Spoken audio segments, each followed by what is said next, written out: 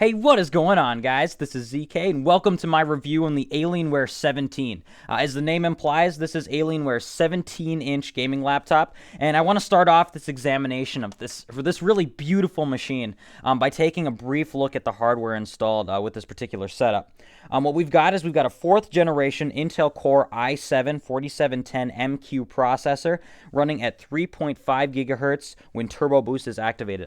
We've got 8 gigabytes of dual-channel DDR3L RAM at 1600 megahertz.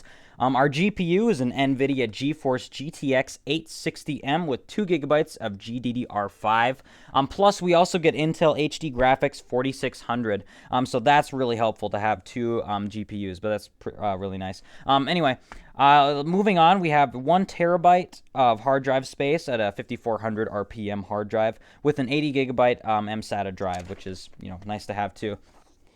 The display is a 17.3-inch WLED HD Plus anti-glare display at 1600 by 900. That runs at 60 hertz. Now, you can customize this machine and change out pretty much any part you want when you order it, and even later when you want to upgrade.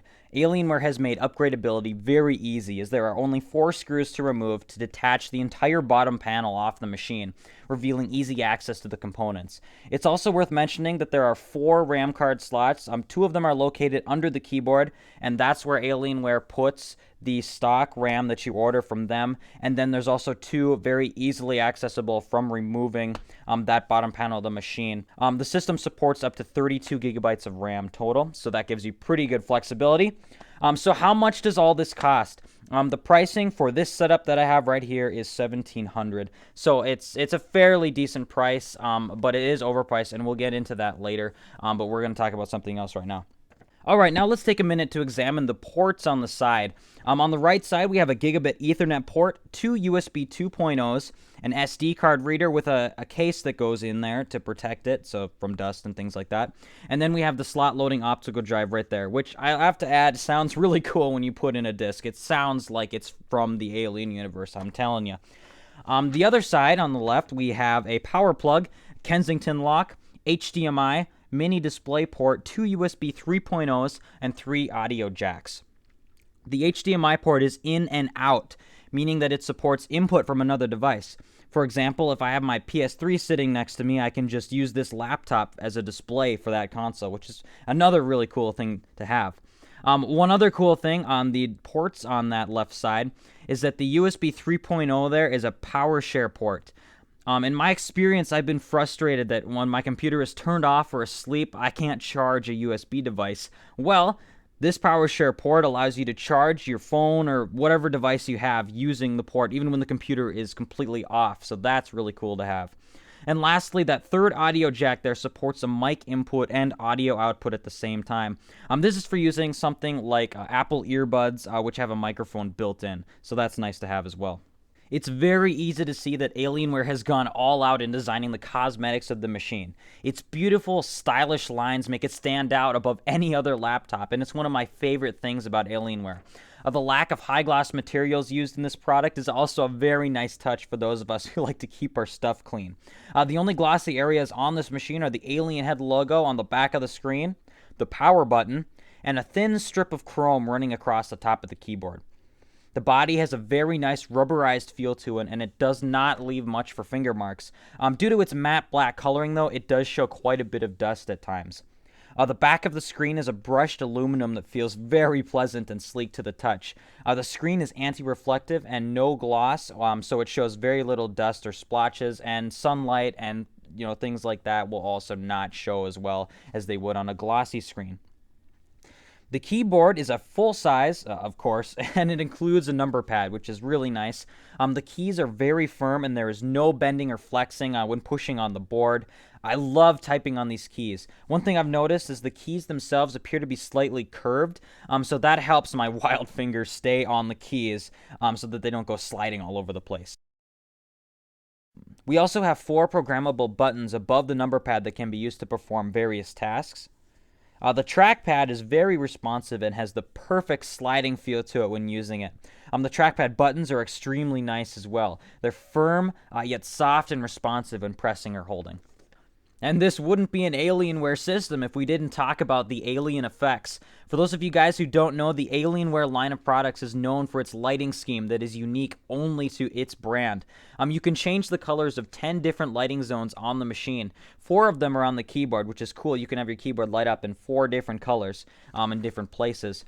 There are 20 colors to choose from for each zone, giving you millions of combinations. You can also choose to switch or morph between colors in a sequence, making for a pretty sweet light show at times. You can also access the Alien Effects Quick Change from your Tasks menu and quickly change all of your lights to a specific color or turn them off completely. Alien Effects also has support for games such as Battlefield 3, which allows your system's lighting to change based on what's happening in the game. I do not own any games supporting this feature, so I guess I can't really give any opinions on it, but I will say that the list of supported games is pretty minimal.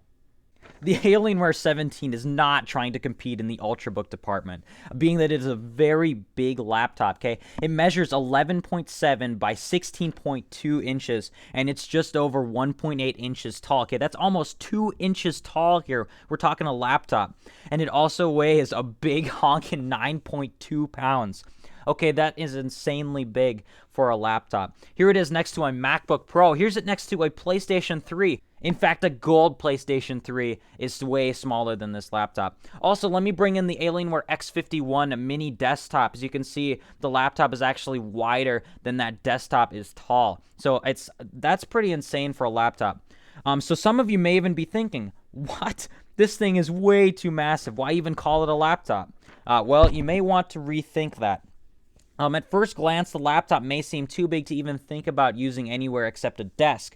And for gaming, I mean, I wouldn't really even want to use it anywhere except a desk if I'm going to play a game, because I pretty much have to have a mouse. And if I'm moving around or sitting in a chair, or if I'm on an airplane or something, it's hard to use a mouse in that type of environment. But what I've found is that it's very pleasant to actually have this thing in your lap when you're browsing the internet or working on class assignments or things like that. The extra weight hasn't bothered me, and the bigger size, hasn't really affected anything. But I guess that's just me, so, take my opinion as you will. I don't mind the extra size. In terms of battery life, the laptop will last about 5 hours of web browsing while running integrated graphics, about 3 hours if you run the NVIDIA card, and about 2 hours of full gaming before needing to charge. You can't really expect any more than that for gaming battery life. 2 hours, that's pretty good, especially considering how big and how power hungry this PC really is. The speakers are found on the very front of the laptop and are definitely the best speakers I've ever heard in a computer. And they are by far the loudest.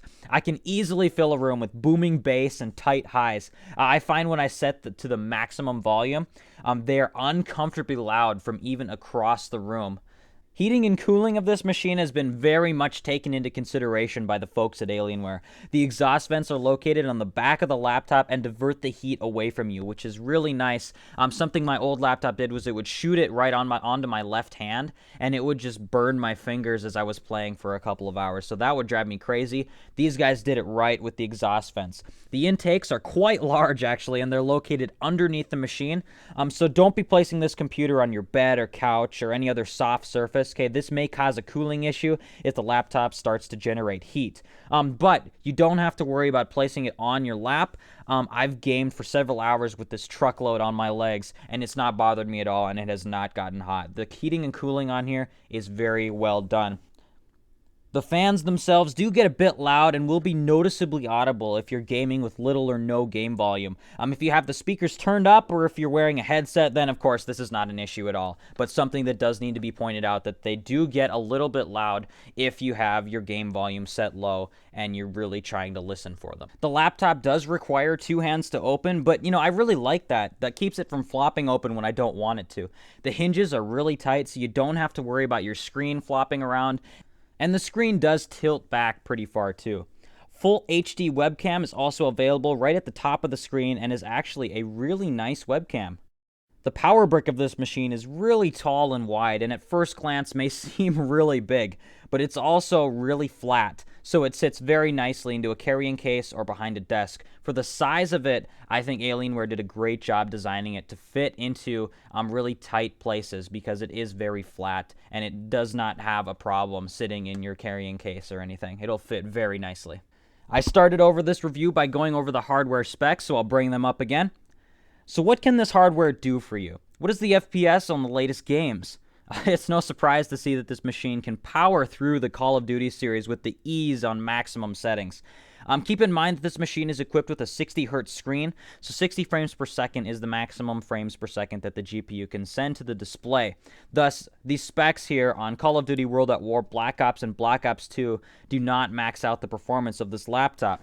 So how about a couple more powerful games, like Tomb Raider and Crysis 3?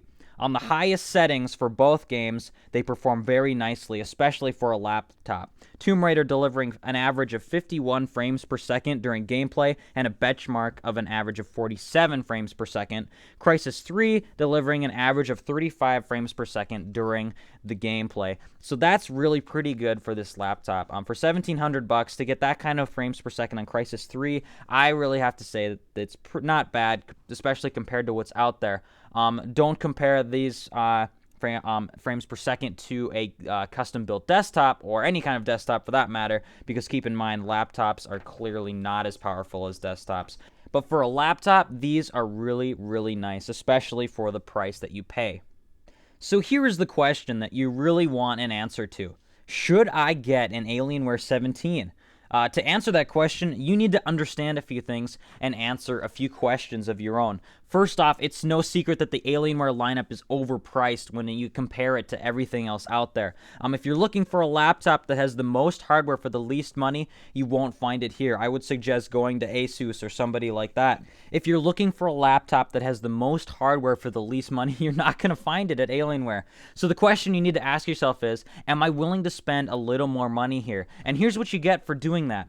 You of course get the amazing stylish design and the classic Alienware look that you won't find anywhere else. You get the Alien Effects lighting system and a great brand you can trust, as well as very easy upgradeability. Now, I've worked with the customer service of Dell before. The whole experience was very, very nice. And I didn't have any issues with the computer. Don't worry about that. I was just working with them because they were just wanting to make sure I had my product and stuff. But anyway, they were really nice, and I really enjoyed the customer service there. So you do get that, which I can't say you don't get anywhere else, but I know you get good stuff with Dell.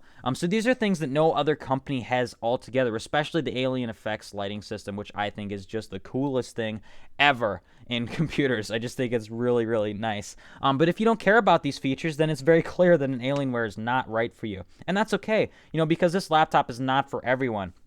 Appearance was a big part of my decision to purchase this computer because that was a priority for me. But if it's not for you, then that's fine. Go find something else. Build your own desktop for much cheaper than this will cost you. It's all about what you want, what your priorities are, and what you'll use it for. So if you like the Alienware 17, if this review has convinced you to get it, then that's awesome. But if not, if this review has shown you that you want to spend your money elsewhere, awesome, then go do that. But watch and read as many reviews as you can about it and decide if it's right for you. Thank you so much for watching, guys. This has been my review of the Alienware 17 laptop, and I will see you on my next video. This is ZK, signing off.